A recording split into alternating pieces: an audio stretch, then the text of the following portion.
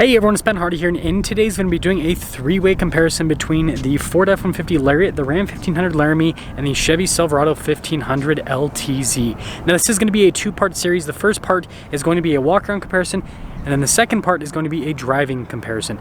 Before we get in this video, I want to give a huge shout out and thank you to the Lariat Miller, Ford Lincoln here in Provo, the Ram here in Provo, and the Chevy here in Provo for providing me with all three of these trucks. All three of these trucks are available for sale for the time being. So if you're interested, I'll include a link to all of their websites in the description down below. And then on a side note, if you want to save time and money the next time you purchase a car, link to my car buying guide in the description down below. Let's get into it.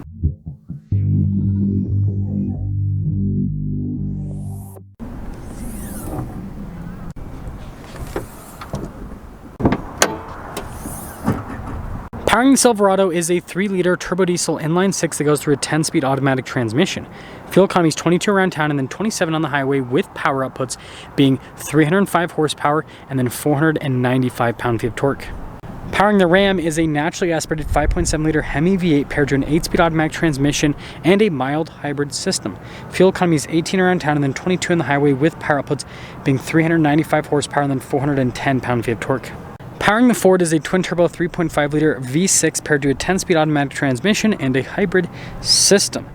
Fuel economy is 23 around town and then 23 on the highway, with power outputs being 430 horsepower and then 570 pound-feet of torque.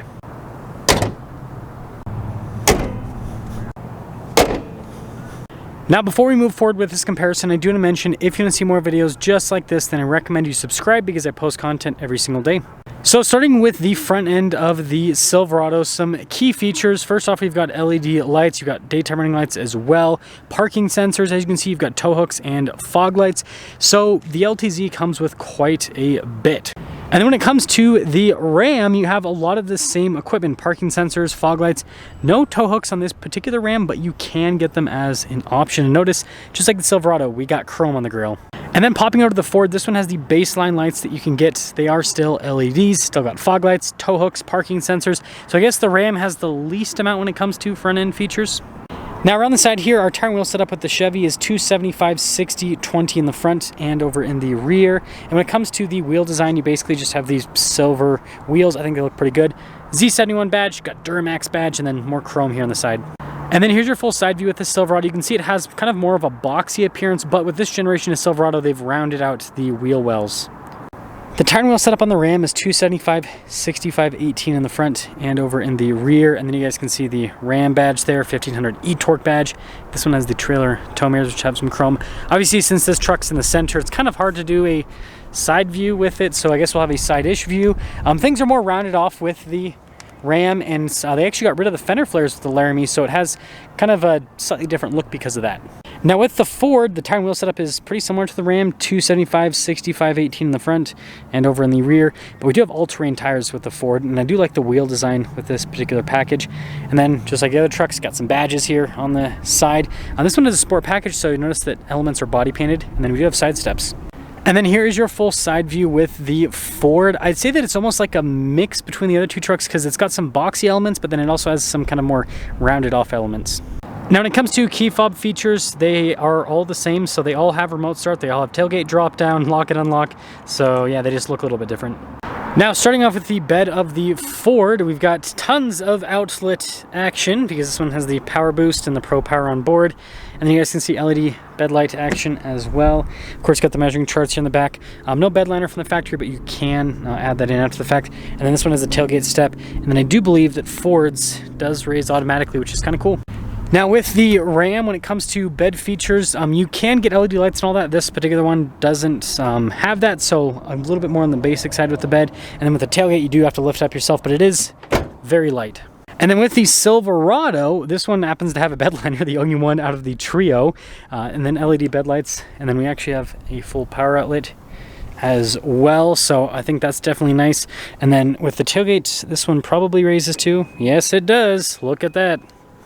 Now when it comes to rear style, I'm a huge fan of the new taillights here on the Ford. I think those look really sharp. And then you got parking sensors here at the bottom. Obviously the receiver hitch. We'll talk about the towing capacities a little bit later with the trucks.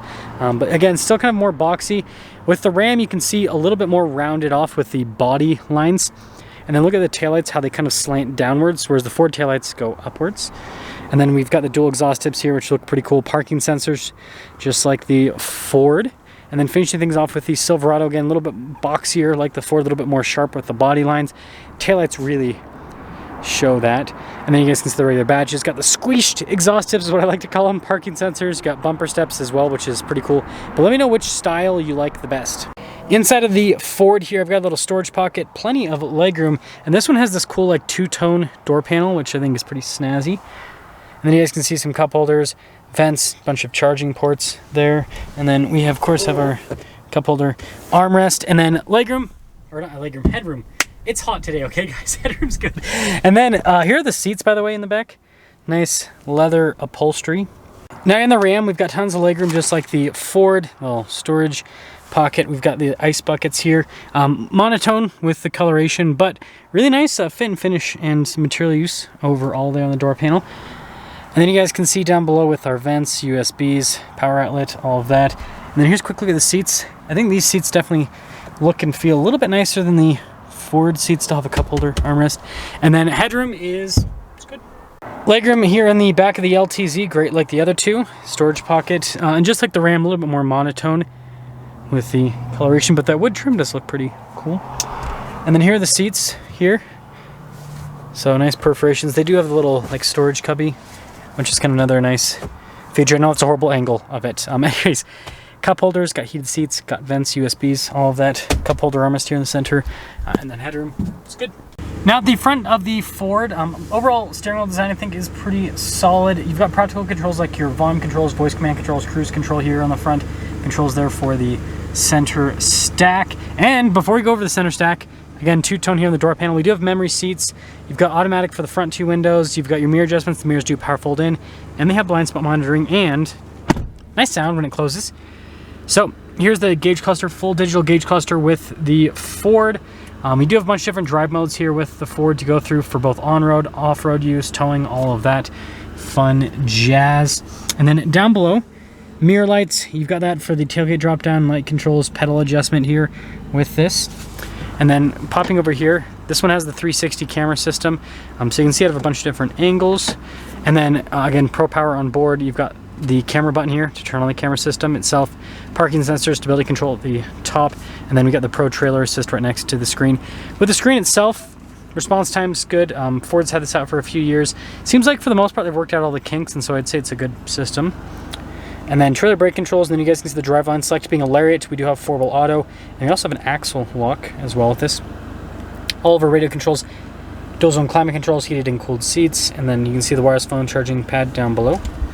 Got the fold down shifter, nice kind of look and finish overall.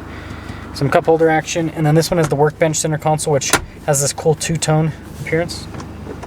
Good storage space inside, by the way. And then we got the double glove box. And again, you got the dash, which is a different color, kind of makes it feel cooler. We do have a power setting window. No sunroof. Now the steering wheel for the Ram I think also has a nice appearance. It has radio controls on the back. You got cruise control, your gear limiter, controls for the center stack, voice command, phone controls. No adaptive cruise control with this one. And then you guys can see here with the door panel, I do think this one has the nicest fit and finish out of the bunch with the trim pieces. We do have our automatic window controls, power folding mirrors, memory seats, blind spot monitoring with the mirrors, so that's all the same as the Ford. Also have pedal adjustment action. And then here's the gauge cluster, so part analog, part digital here with the Ram.